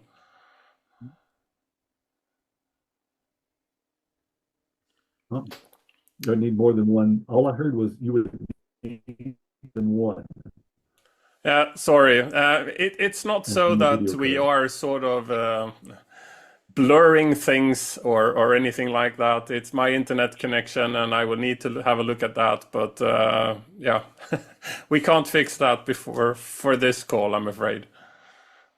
Yeah, Super. yeah, no But problem. so I Yeah, mean, we're sort of thought now we had getting some to the connection end of issues. THG. So the what sort of made you Yeah. choose to kind of stop? Um, Dave had taken care of a lot of stuff Yeah. and let me, crack square and do what I knew how to do and what I like to do. Running the group kind of sucked. I didn't like all the politics, all the infighting. I did get the people back from USA. They saw what a cluster foxtrot things were. The uh, Dagan and Dan went off and formed their own little group called Acronym. They released a couple of games and then realized that running a group sucks. Mm. If all you want to do is write intros and crack games and you don't want to deal with all the other stuff, it's good being a cog in the big machine instead of being the big machine yourself. So I got them back, picked up some other people. But um, the company that I had gotten that I had started working for, that I had all the time to run THG, I had moved on from just being the point of sale device programmer. And there was a board meeting one day, and one of the board members who was really plugged into technology said, you guys are paying for these offsite mainframes. We had outsourced our data processing work to some offsite mainframes. It's like what you're doing there, you could probably do with a PC these days because they've gotten powerful enough. You guys might want to look into that. And the company said, Chris, why don't you look into that? Okay. So I started going to computer shows and looking at hardware and stuff. And I said, yeah, I think we could probably do this, but it's probably $300,000 to buy all everything we would need. They went to the board of directors and said, yeah, we think we can do it $300,000 or so. And they rubber stamped it and said, okay, you're now doing it. Mm. So at that point, I had to design an online tool for the company, which I did everything from selecting the 4 tiles and the data center through all the networking gear, all the servers, the operating system that runs on the servers, all the middleware that ran on the servers, all the software that ran on the servers. I selected all of that, and then I wrote all the base software for everything. So if you were hitting a local database, I had a SQL Server front end script that dealt with that. If you were connecting to an off-site data center that was using IBM's SNA LU2, I had a skeleton code that would do that. LU 6.2 X25, all that stuff, TCP/IP. Mm. and I had more work to do, and honestly, it was strange because things had switched. Originally, work was just something I did to pay the bills, and THG was what I did for fun. Mm. It had gotten to the point now where THG was something that I didn't enjoy. I didn't enjoy all the infighting, the Mm. politics, and all the bull that was going on, and I was enjoying work. Mm. So I just said, I just don't want to do this anymore. I told Pierre, look, if you want to take over, it's yours. I've had it. I'm burned out from all this. Um, One thing that's not widely known is that we released games only. Dave's justification was if a company loses 10,000 sales of a $30 game, it sucks. But if you're cracking 3D Studio or something like that, and that's, $1,000 software package, and they lose 10,000 sales of that, that's real money. They'll come get you for that. Mm. But we had a clear delineation that we only did games. Mm. Well, publicly, we only did games. There was a group called NTA, Nocturnal Trading Alliance. Hey, Mikey, that they didn't do games. They only did utilities and business software. I was NTA's unnamed cracker. I cracked all the business apps for them. I still did some of that because those were few and far between, and I liked Mikey. So even after the THG retirement, um, I was still cracking stuff for NTA. I would crack stuff every once in a while if somebody from THG would show up and go, "Hey, we got this new game, and all of our crackers are asleep," or something like that. Could you have a look? I would do that because, as I said, generally speaking, they didn't take a lot of time. Mm. But yeah, I was just tired of all the politics and all the day-to-day crap that came with running the group and keeping it on top. And what ultimately ended up happening, Pierre was militant on his BBS about no Novell software. No, um, you can beat this, you can cut it if you want, but if you uploaded a new version of NetWare, Pierre would delete it, and his comments would say, "No fucking Novell, I hate jail." Mm. Yeah. Um, so that was what was going on there, but he didn't know that Novell had bought WordPerfect. I believe it was WordPerfect. It was one of Okay. those things. And he didn't instantly go in and nuke all the WordPerfect stuff that he had on his site. So the Novell came and had him, they took his board down and all of that. Mm. Pierre is gone to the gone to the great beyond, so I feel I can tell this story now. If you search for the Pitts BBS and Novell, you can find stories about the court case. They took him to court and they got something like a $180,000 judgment against him. Mm. The case closes and all of that, and then Novell contacts him and says, "If you don't ever put up a BBS again, we won't ask for any money." They just wanted the precedent set. Mm. They Yeah, wanted of course. Yeah. Yeah.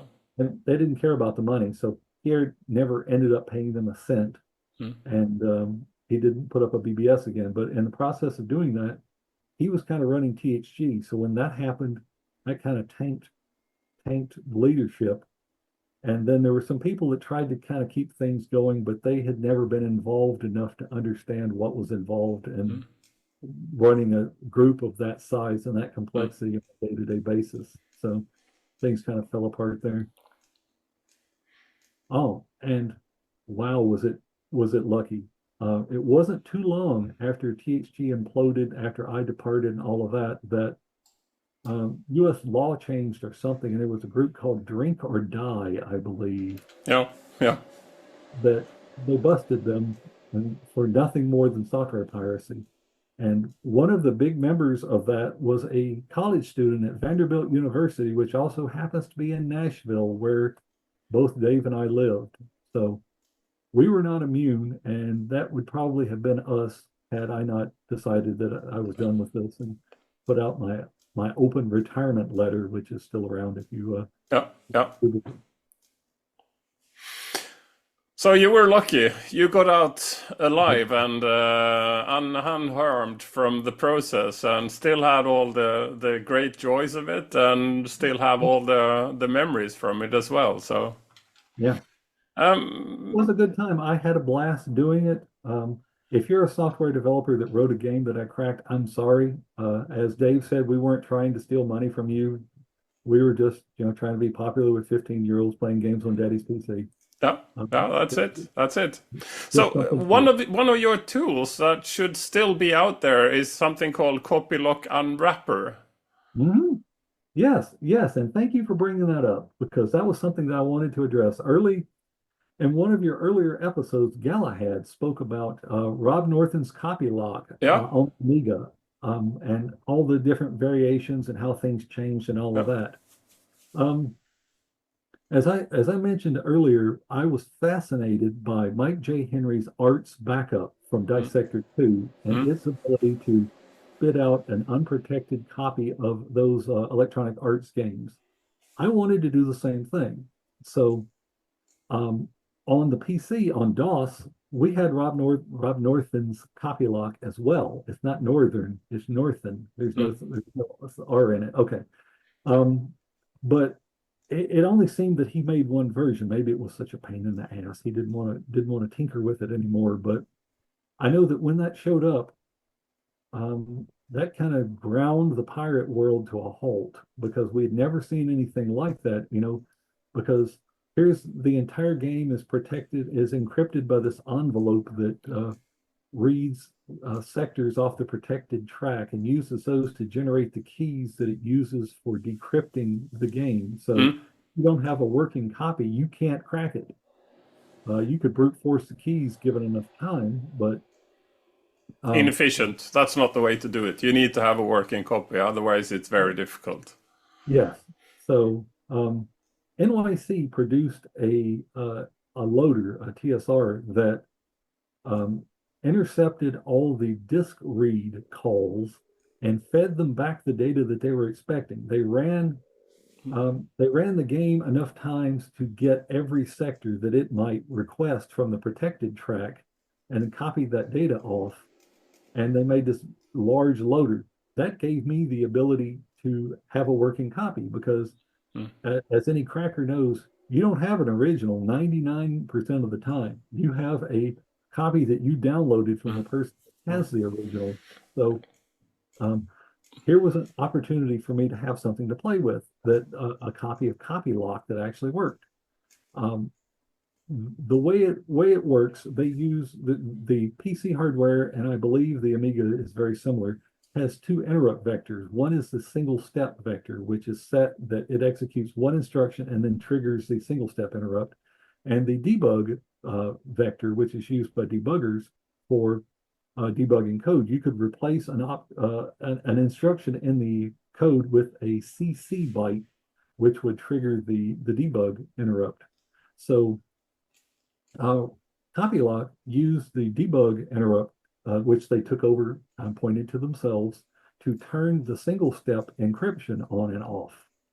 So the single step encryption would decrypt the next instruction to be executed and then re-encrypt the last instruction so that if you were to break in with the debugger, you'd only see one instruction. And if you single stepped it, you were screwed because it wouldn't work. Oh. This was very difficult to get through when they did loops and stupid stuff for no reason other than to be annoying. Um, I found out that they called the debug interrupt to turn stuff on and off something like 43 times. And after the 43rd time, the game image was decrypted in memory. And they were, at that point, they were going to do the relocation and all the stuff because at Mm. the time it was segmented architecture on Intel, and then jump to the entry point. Well, um, DOS executables have a header on them, the MZ header, that tells you the size of the executable, the entry point, and all sorts of stuff like that. Instead of reading that data out and just storing it in their own structure, they just copied the MZ header into memory. So I write a little loader that sits on interrupt 3 and waits for them to call it 43 times. And then after the 43rd time, I dump memory out like a freeze cartridge. Mm. I go looking through it and I find the MZ header. I'm like, this can't be. So I pull up my piece of scrap paper that has the MZ header documented on it, and I'm checking the fields and everything looks same. Oh. Like, huh.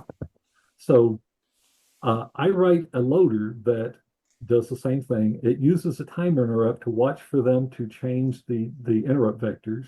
Then when they do, I grab their debug interrupt vector and change it to mine, and then I chain myself through, and all my code does is count the number of times it's been called. Then after it's called the 43rd time, I know where in memory the MZ header is. I write that out, and then I write the game image out, and then I return from interrupt, and the game runs as though I was never there. Only now there's a completely unprotected copy on the hard drive.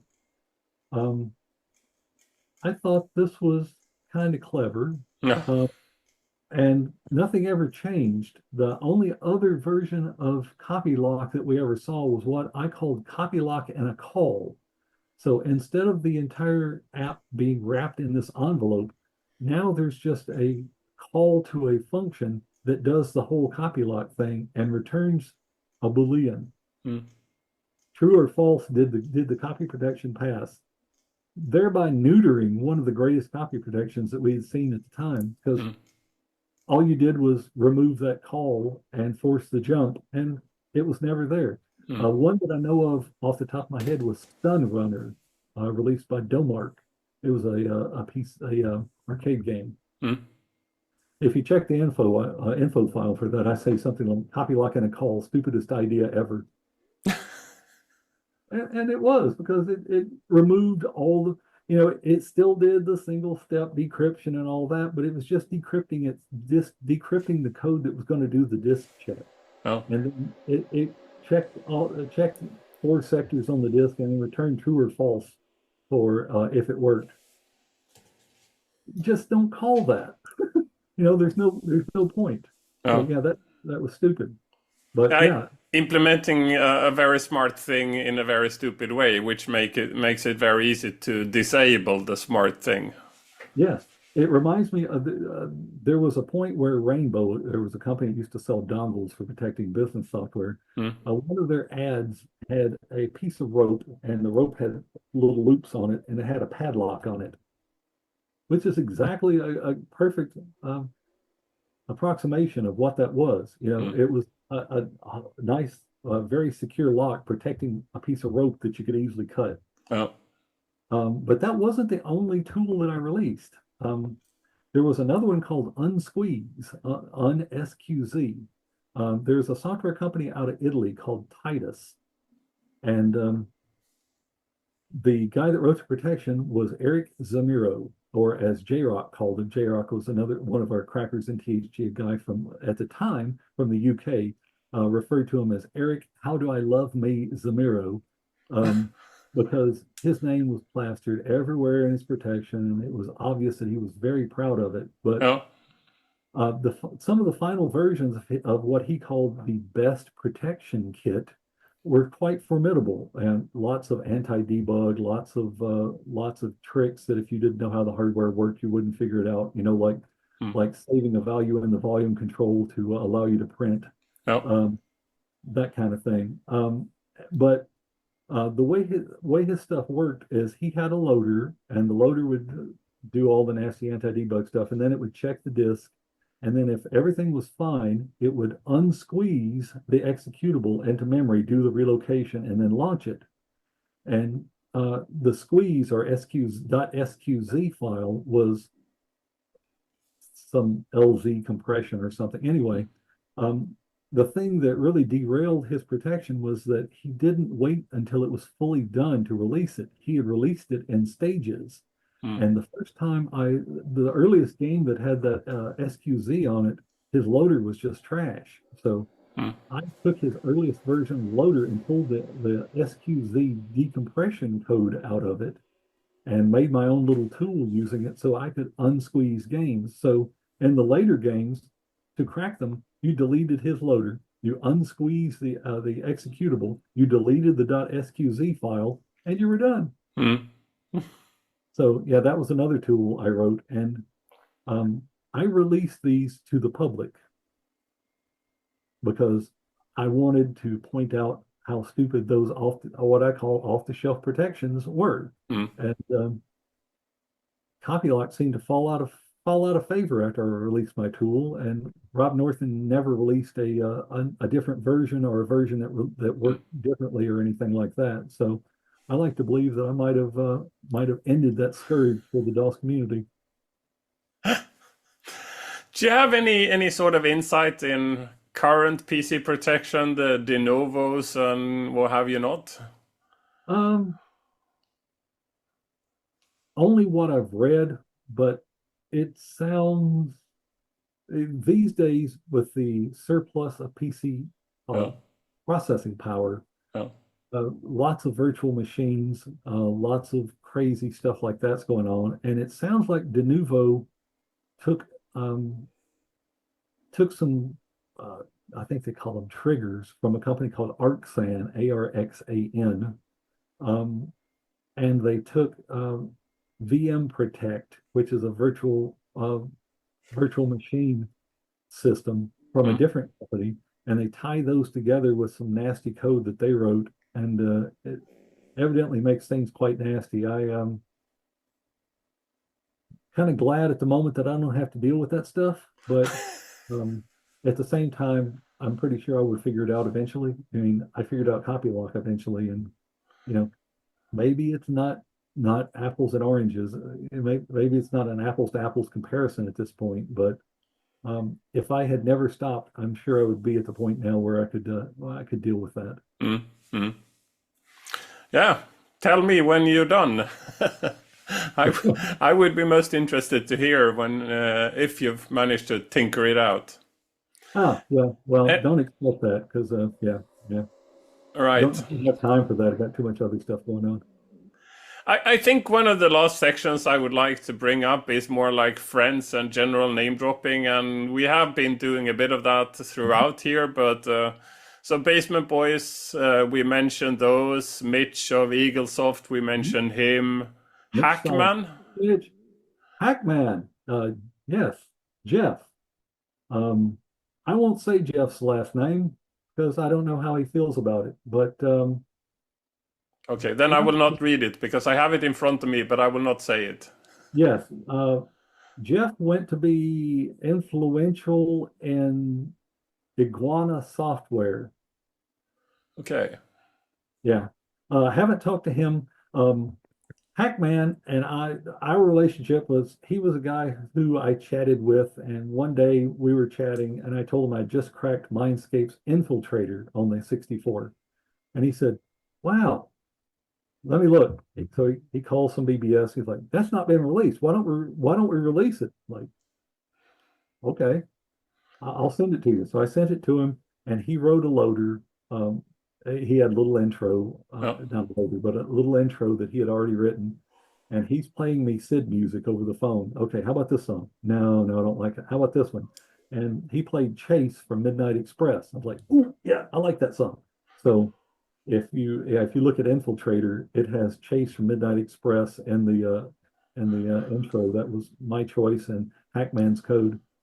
super, super. I think that's a great way to conclude this. And sorry for the technical difficulties we've been through, but the stories have been absolutely fantastic. I'm so humbly great that you took the time to I feel to like do you did this that. with me, and I'm sure this will be sort of our record episode ever and ever. Well, it's been great to be here. I know I can be long-winded. I know I have this here Southern accent, so it may take your European viewers a little while to understand what I'm saying, but hopefully, hopefully everything came through. Accents, zero problem, absolutely zero problem. Again, it would be the technical difficulties where I had issues, but the rest, absolutely fantastic.